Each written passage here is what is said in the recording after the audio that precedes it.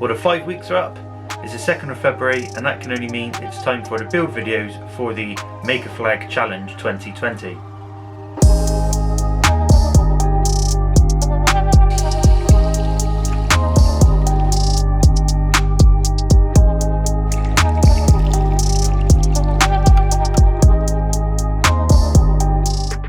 So hi guys, welcome back to another video here on the channel. Now this is going to be my entry into Make a Flag Challenge 2020. Now in case you missed the video or just were not interested to watch it, the challenge was to make a flag from any materials you can think of. So you could use wood, plastic, metal, resin, concrete, cardboard, you name it. As long as you've got it, you can make a flag with it. The inspiration from this came from our friends across the pond in America. A lot of those guys seem to make flags for their workshop, and people in Europe don't seem to make too many, so I thought this might be a good opportunity to put the challenge out there to everyone.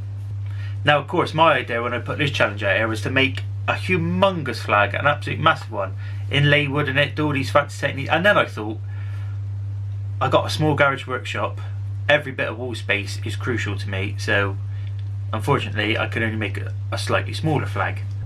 And then as time went on, because I kept faffing about with several different designs, I was starting to run out of time. So this is what I come up with, and I hope you guys like it. So first of all, it was over to the miter saw where I measured strips of 600mm. I could then use the board I cut, place it on top of the one to be cut next, and line it up, ensuring that they're roughly the same size. The board I'm using here is 18mm thick pine board that's already been planed.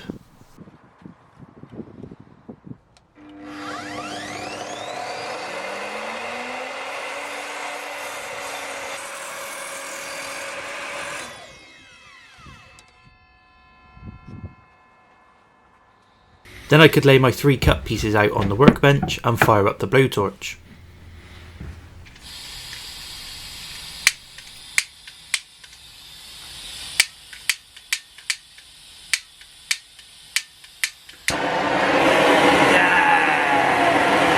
I want to give this wood a slight burnt effect. I don't want to go too heavy on the burning, I just want it to look a little bit weathered.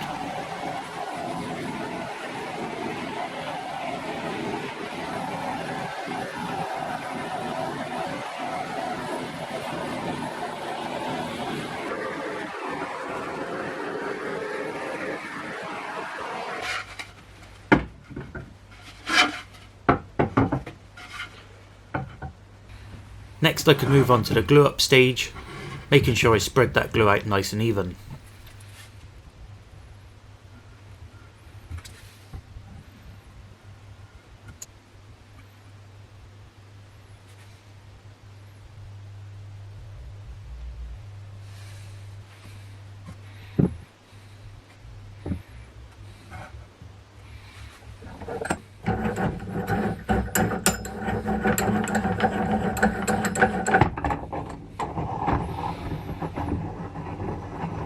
Then with it clamped up in place reasonably tight, I could ensure all the boards were flat against the surface by giving it a few gentle taps with the hammer and tightening the clamps as I went.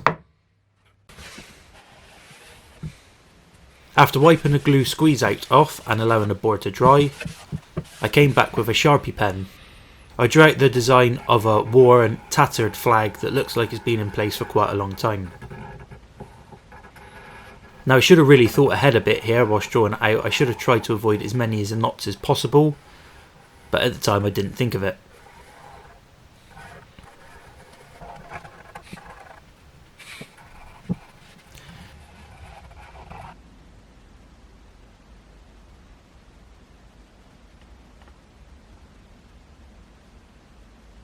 Then it was over to the bandsaw to cut the 2 long sides out, following the contours of the flag as closely as possible.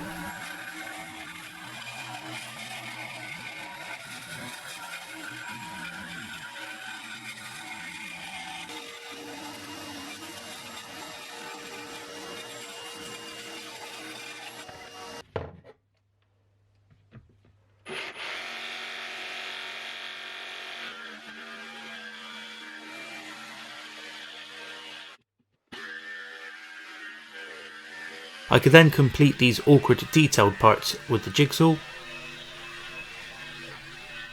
And this piece here, because it was in the middle of the flag, I had to drill a hole in it first using an 8mm drill bit, so then I could fit the jigsaw into it and start cutting it out.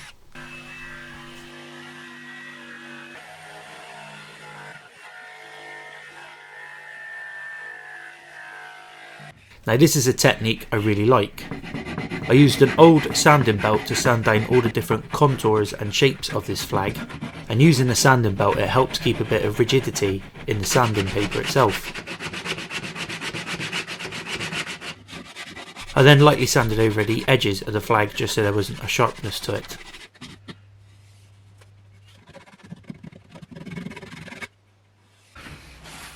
Now these are my colours of choice I'm going to use to paint the flag. When I opened the blue, the colour inside was somewhat different to the colour on the outside of the pot.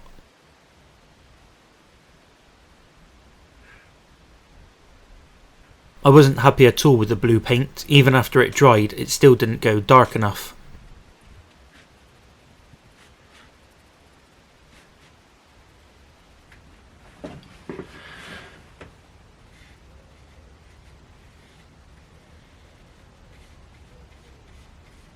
Now unfortunately my painting skills and patience for painting was left at school when I left there 17 years ago, and you can see that I had to come back and do some touch-up work.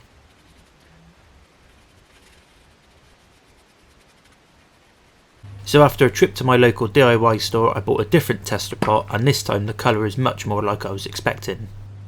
I painted the inside of the flag as well to give it that perception of depth. Right, so whilst that's drying, let's have a look at a flag that I was sent in. I did say this challenge was open to people who weren't YouTubers, and I had this flag design sent in by Mark Duggan. Mark has made a couple of these for family members in the past. So thanks for sending that in, Mark. So once the flag was dry, it was time to give it a clear coat of gloss lacquer.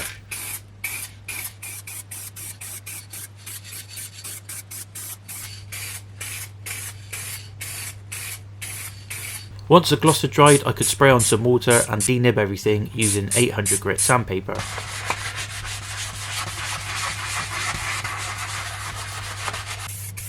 I gave it another 2 coats of gloss, denibbing in between. The last thing to do was to fit this picture hanging hook. I drilled out a small shallow pilot hole so I could fit the nail in, and then fixed it into position.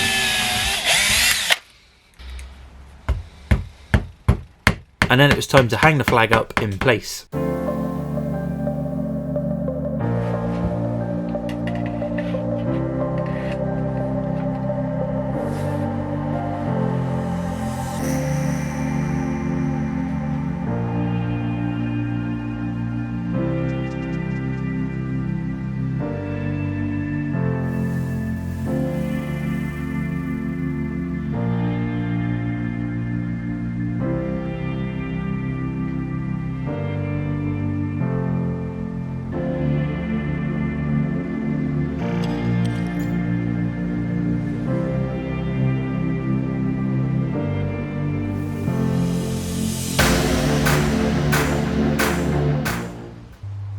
So there we go, there's my flag. I'm really happy with how this turned out. The burning effect on it really achieved the effect I was looking for. I wanted the white in the Union Jack to look grimy and dirty like it had been on a flag for ages, and I think I really achieved that effect. I'm also glad as well that I didn't stick with the original blue paint that I put on there, because I just really didn't like that, and I'm glad that I bought this other colour because I think that really finishes the flag off now. So that's it for this one. Check out the description box below to a link for a playlist which will have every other maker's video that has took part in this flag challenge. Be sure to check out their builds. Knowing some of the people that have taken part, I'm sure it'll be really great builds. And if you're not a subscriber there, make sure you subscribe to them, as well as subscribing to me if this is your first time here.